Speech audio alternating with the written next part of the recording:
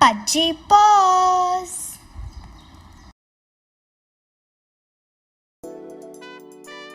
The emigration of Zoroastrians from Iran to India in the year 798 AD. Early Zoroastrian settlers who had been living in Dew for 19 years decided to travel and meet King Jadi Rana, and they were allowed by the king to settle in Gujarat.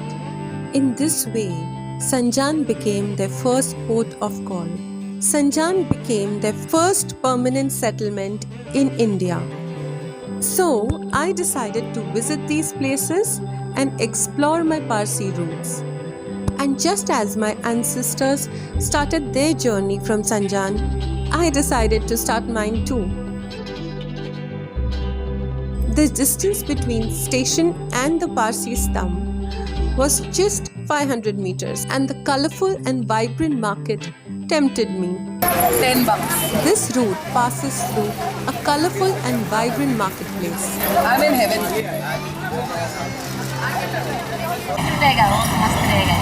हाँ मेरे को लगता है टूट जाएगा नहीं और इसका कलर जाएगा तो नहीं जाएगा कलर अभी तो इतना सारा नहीं तू 120 ही रखा 120 लगा चल ठीक है bye thank you bargaining is a way of life. The temptation is just too much.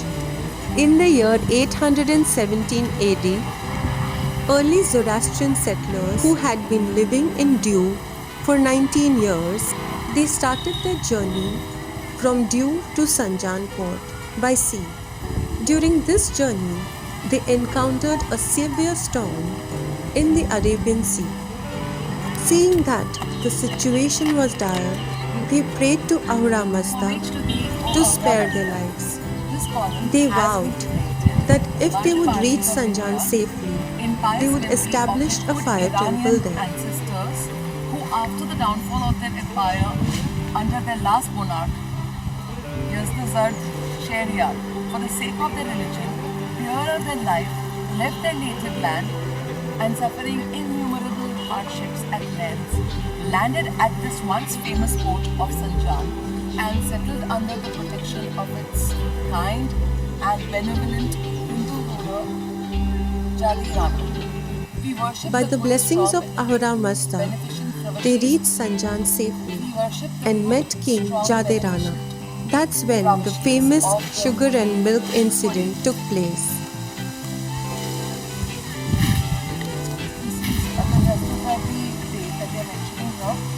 This pillar was built to celebrate 1100 years of Parsi community in India.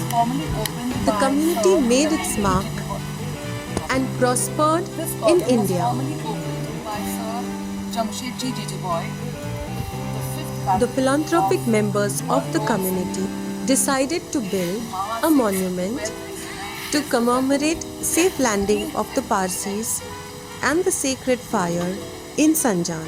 Is here to commemorate the landing of the Parsis in Sanjan many years ago, many centuries ago.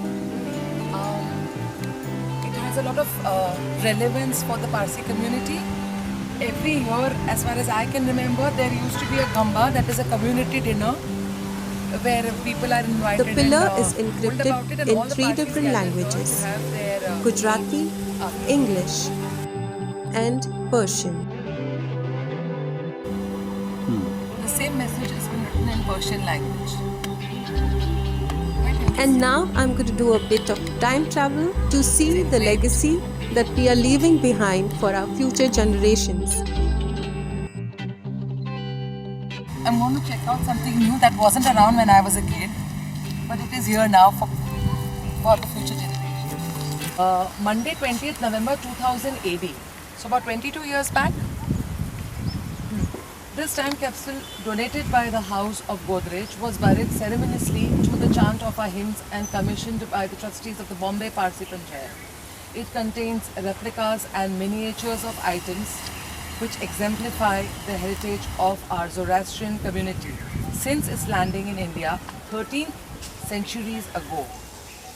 May our community thrive in India and abroad, and may we hand down to the generations to follow a rich heritage of our religion and culture. How exciting! So, So, this capsule as will usual, keep alive with great the foresight, Parsi heritage the for Parsi years to community, come. they've already I'm created so the time excited. capsule here. It's The definitely going to capsule help future generations. that we are leaving for our future For 3 generation. centuries, India is our home, and it will remain so.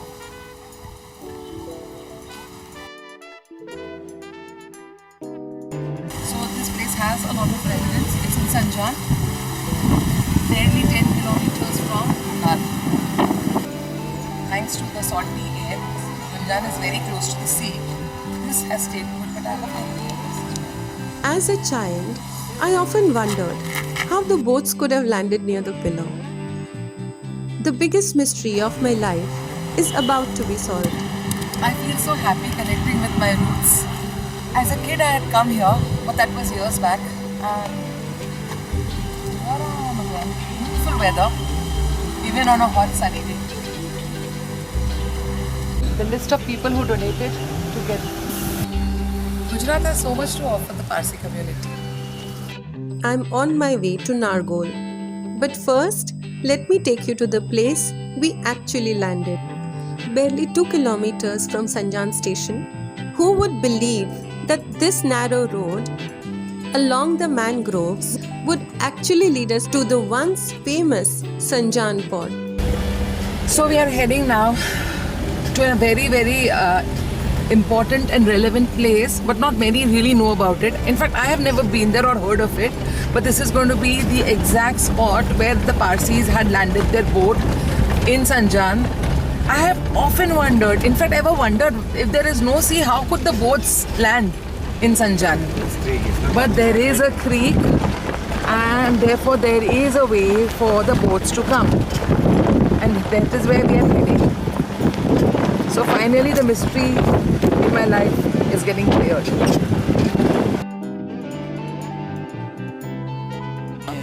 Parsi લોકો જ્યારે આવ્યો ને સૌપ્રથમ આ બંદર છે આ બંદર છે મેન બંદર આ છે અહીંયા આ તો મોટા જહાજ એમાં તો બધા મોટા મોટા જહાજ આવતા હતા પણ હવે ઝાડવા હવે ઝાડવા તારે ઝાડવાની પ્રોપર બંદર હતું હા પ્રોપર બંદર ને અત્યારે તમે ખોદકામ કરો ને અંદરથી ટોટલ અંદરથી બધું બંદરનું જે વિશેષ છે બધી અંદરથી નીકળે છે 1300 વર્ષ જૂનું બંદર નીકળશે એને ને અત્યારે અહીંયા ખોદકામ કર્યું હતું અંદરથી બધા કંકાલ નીકળેલા છે. In the year 2002 to 2004, excavations were carried out in this area. They found West Asian coins, plates, crockery, etc. So this is a clear proof that what is mentioned in Qissai Sanjan is true. The emigration of Zoroastrians from Iran to India and the subsequent settlement is recorded and documented in Qissai Sanjan, which is a very important historical text. Arabian C તક જાય છે તો તે અચ્છા તો તે વાપરીને લોકો અહીંયા રોકેલા અને અહીંયા એ લોકો પછી બોટ રોકારીને સંજાનના રાજા પાસે. This creek separates Umarga from Nargol, which used to go all the way to Sanjan. The boats must have travelled from Arabian Sea to Sanjan port using this creek. Now this area of port is overrun by mangroves. ને અત્યારે અહીંયા ચાલતો આંબો બી છે 1300 વર્ષ જૂનો હા તેમાં તે ઓલા રોડ પર છે હા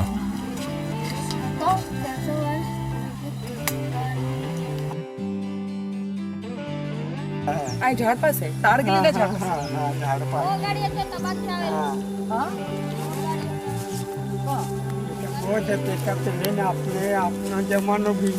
તમે જોયેલો તારે તમે જ્યારે નંદા તો તારે કેટલું કહો અહીંયા હર વર્ષે આગળ વધે છે જરા તો સૌથી પહેલે કહો તું તો ઘણું આગળ હશે પણ તમે નંદા તો તારે તો તમે જોયેલો તો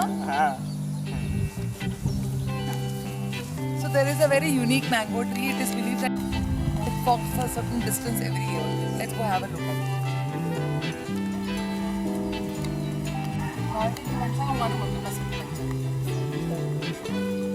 वाची से Gujarati This tree grows linear.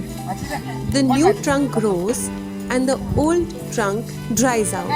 And this is how it's been growing or moving forward. આ જો આ બેન છે ને આ બધી ટ્રી આ બધી જ આખી આ બાજુ હા આ બધી આ બાજુથી અહીંયા આવ્યો ને હા તો આ આ મેન આ મેન છે આ મેન તો આ મરી ગયું બિચારું હા હા આની જીવતું જ છે સુખાઈ ગયું એમ વરસાદ આવશે તો વળી પાછું હા કઈ નહીં કંઈ નહીં થાય આ કુદરતનું જ છે ઝાડું. According to this man, the tree is not moving forward but instead reversing back. બોલો વળી પાછું હા હા તાવું છે હા ના અહીંયા ના આ બેન આ બેન હા આ બાજુ પાછું ફરી અચ્છા પડી ગયું અને આ બાજુ આવી રહ્યું છે હા હા તમને તે સાઈડ નહીં જવાનું એમ અચ્છા એ વળી પાછું હા. ઓ હી સેઇંગ કે તે તરફ નથી જતું હવે નાવ ઇટ્સ ટર્ન્ડ અગેન એટલે આ એમ હતું પછી હવે એમ થઈ ગયું હવે પેલા તેમ હતું તો આખો આ બાજુ ફરી અચ્છા તો આ બધું તે તરફ હતું હા હવે આ તરફ આવી હા રહ્યું હી ઇઝ નોટ વોન્ટિંગ તે તરફ નહીં જવાનું નહીં જવાનું ખલાસ. તો વળી પાછું આ તરફ હા. And now I'm very excited. I have seen the stump or the pillar.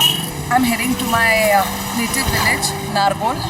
It's, as you can see, 10 kilometers from here, 10.5 kilometers from here.